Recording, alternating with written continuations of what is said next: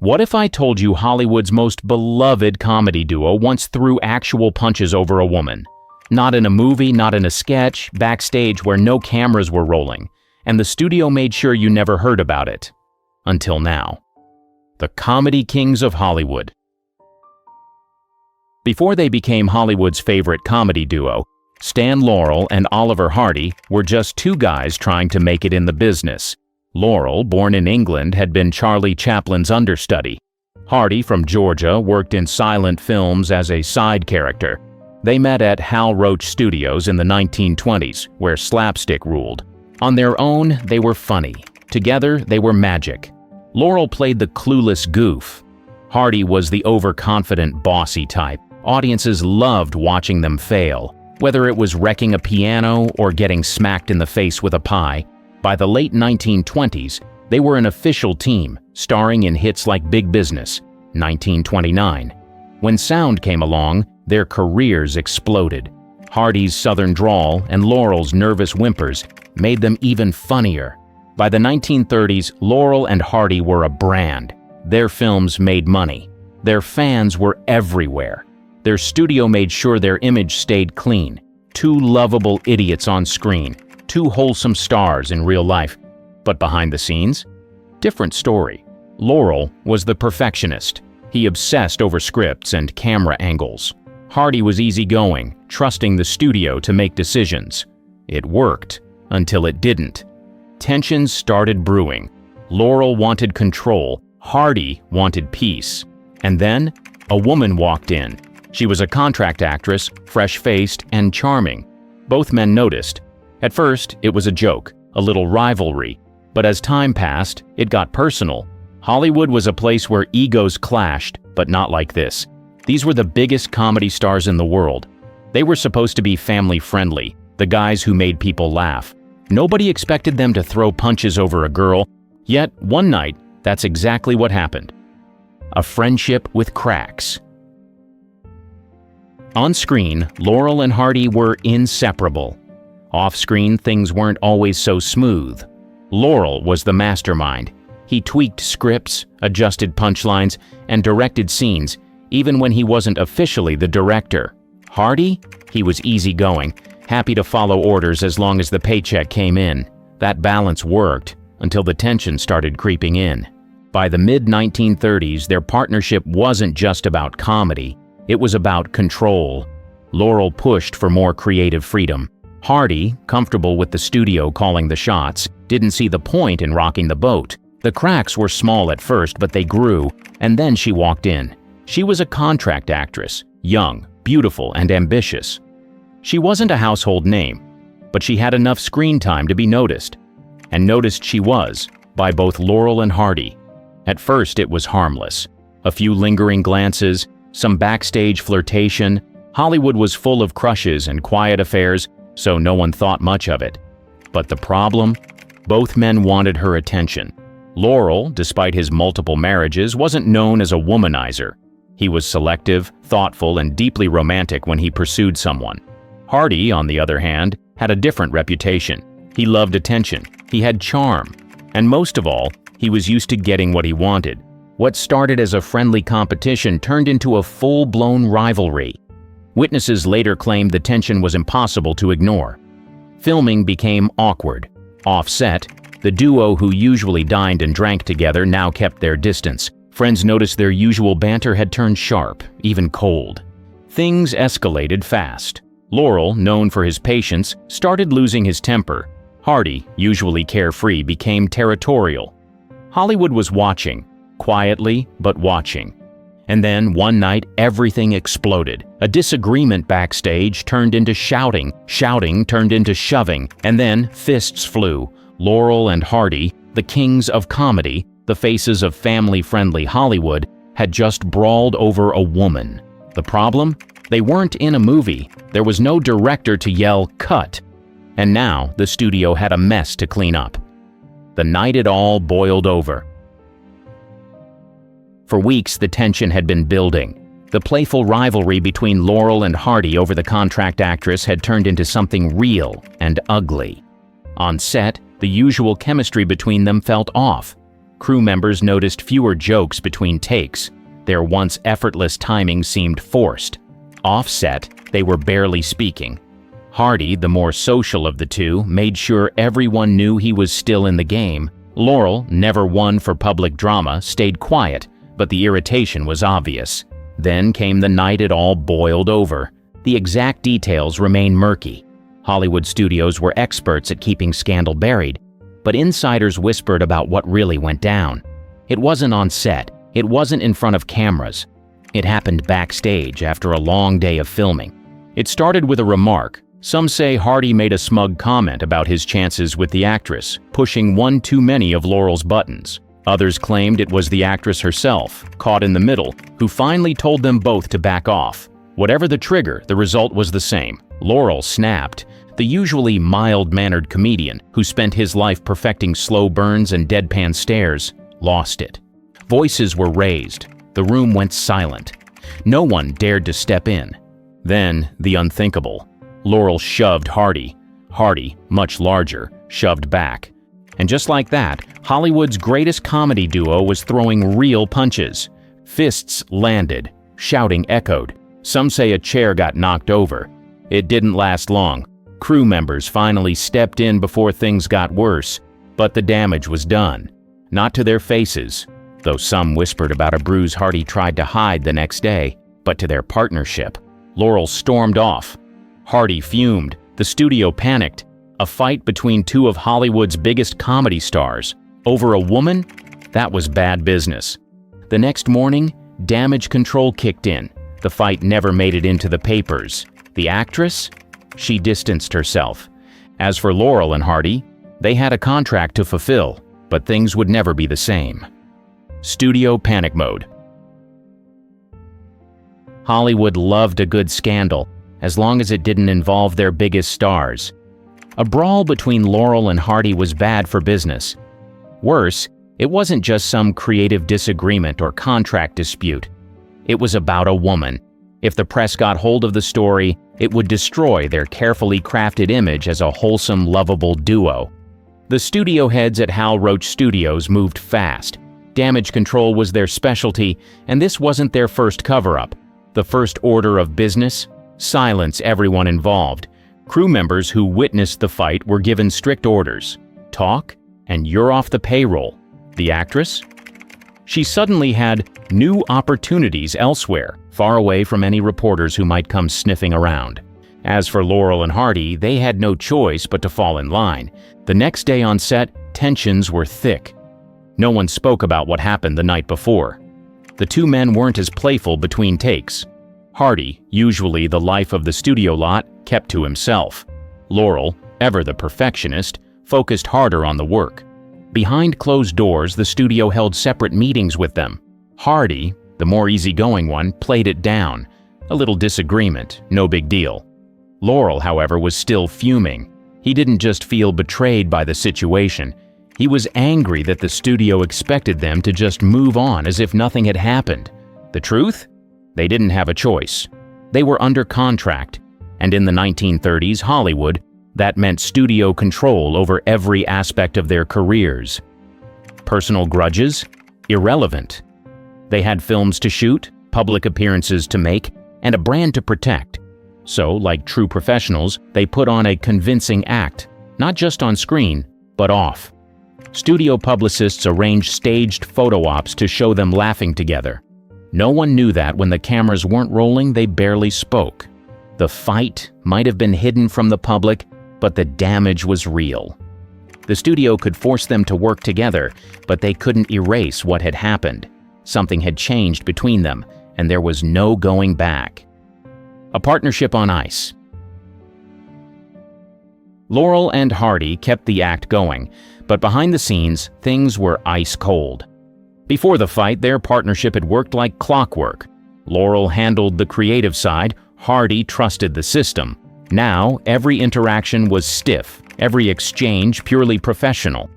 Crew members noticed. The energy on set had shifted. The once effortless comedy felt rehearsed because it was. The actress at the center of the drama? Gone. The studio had quietly reassigned her, ensuring she wouldn't be around to stir up more tension. But it didn't matter, the damage was already done. For the first time, Laurel and Hardy weren't a team. They were two men stuck in a contract. They avoided each other outside of filming. No more shared lunches, no more nights out with colleagues. Even when required to make joint public appearances, their interactions were stiff, almost robotic. To fans, they were still Hollywood's most lovable duo. But anyone paying close attention could see the cracks. The biggest problem? The trust was gone. Laurel, ever the perfectionist, became even more demanding. Every detail had to be right. Every joke had to land perfectly. Hardy, once easygoing, grew distant. The tension didn't explode again, not physically, but it was there, simmering beneath the surface. The studio had succeeded in keeping the fight out of the papers, but they couldn't erase what had happened. The bond that had made their partnership so special was fractured, and soon Hollywood would start to notice. The cracks begin to show. Laurel and Hardy were professionals. They kept filming, they kept smiling for the cameras, but anyone working closely with them could tell something had changed. Before the fight, their partnership had balance. Laurel was the brains, Hardy was the charm. Now, it felt like a forced arrangement. The easy banter was gone. Scenes took longer to shoot.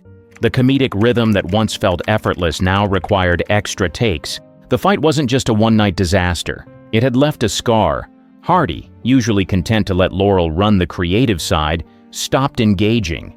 He showed up, did his lines, and left. Laurel, sensing the shift, became even more controlling. If Hardy wasn't going to put in the effort, Laurel would make sure the films were still up to his standards, even if it meant rewriting scenes at the last minute. The studio noticed the tension, but as long as the box office numbers held up, they didn't care. Fans still flocked to see them. Critics still praised their chemistry, but the people working with them knew better. Behind the scenes, the two barely spoke outside of work. No more lunch meetings, no more casual jokes between takes. Public events became awkward. They played their roles but avoided each other the moment they were off stage. Then came the first real sign that things were falling apart.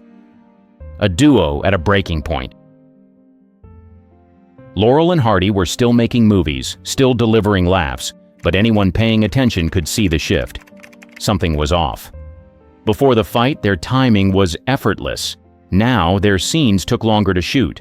Laurel, always the perfectionist, became relentless about reshoots. Hardy, once easygoing, grew frustrated. The trust that held their partnership together had cracked, and it showed. Hardy, who had always been the more social of the two, started spending more time away from the set. He played golf, gambled, and spent more time in Hollywood's nightlife scene. Laurel, meanwhile, threw himself even deeper into work, obsessing over scripts and directing choices. They were still acting like best friends on screen, but off camera they were barely speaking. The problem wasn't just personal, it was business.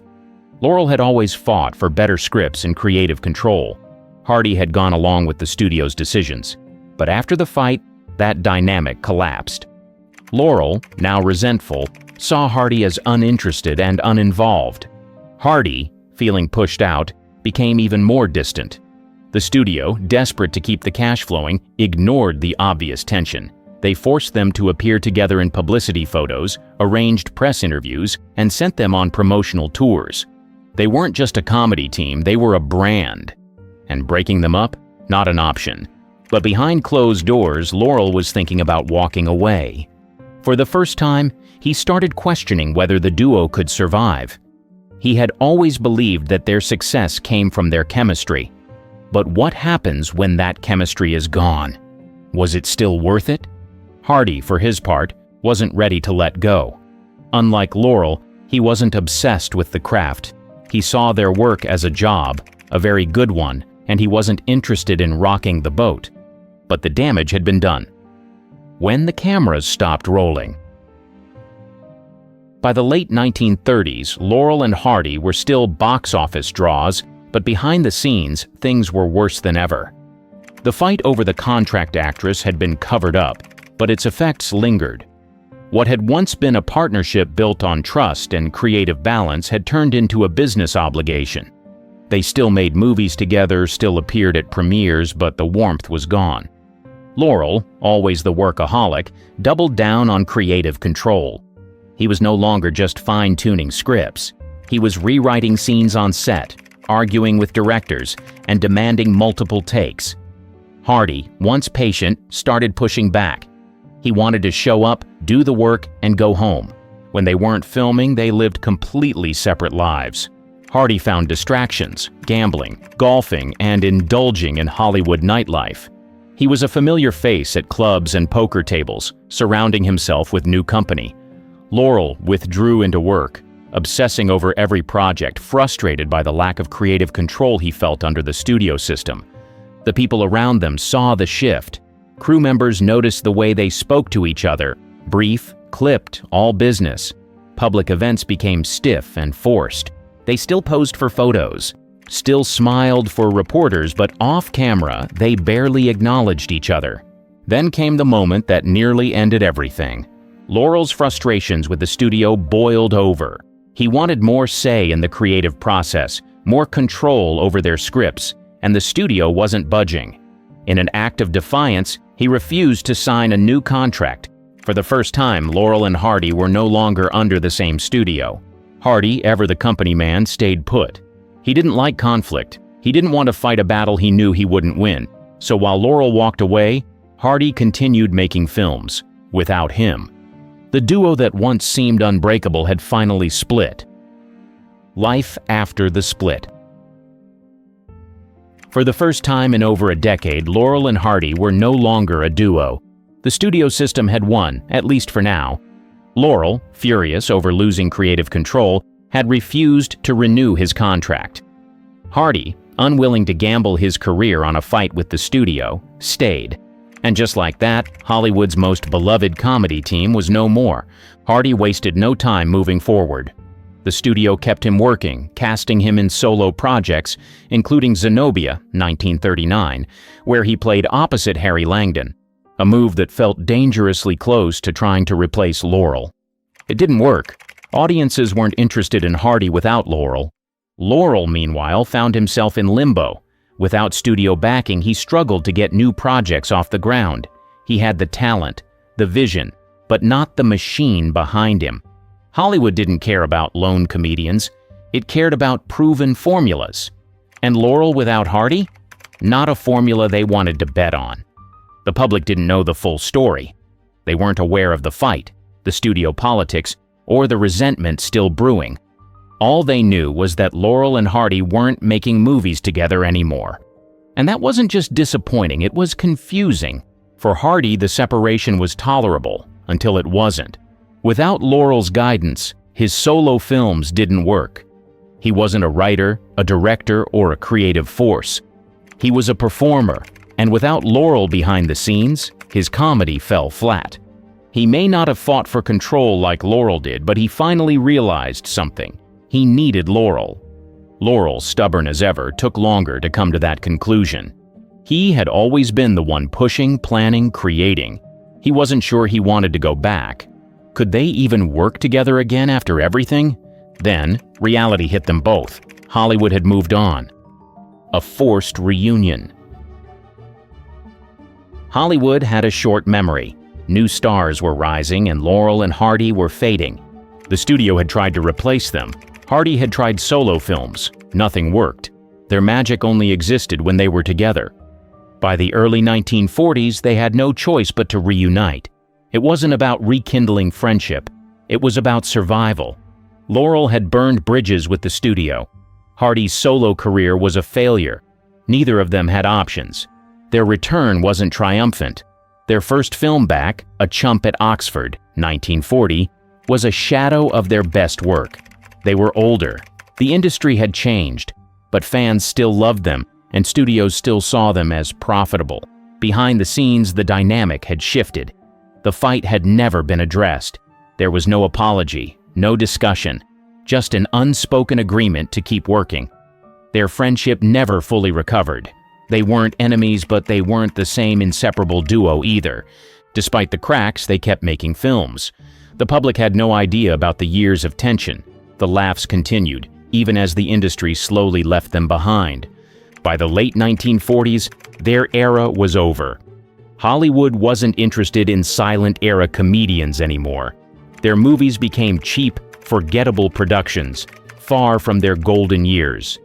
The irony? The fight that nearly destroyed them had also kept them tied together. They might have hated each other at times, but they needed each other. In the end, Laurel and Hardy never truly separated again. They toured, performed live shows, and remained a team, more out of necessity than friendship. The fight that started over a woman? It was buried under decades of history. The public never knew. The studio made sure of that. But those who were there never forgot.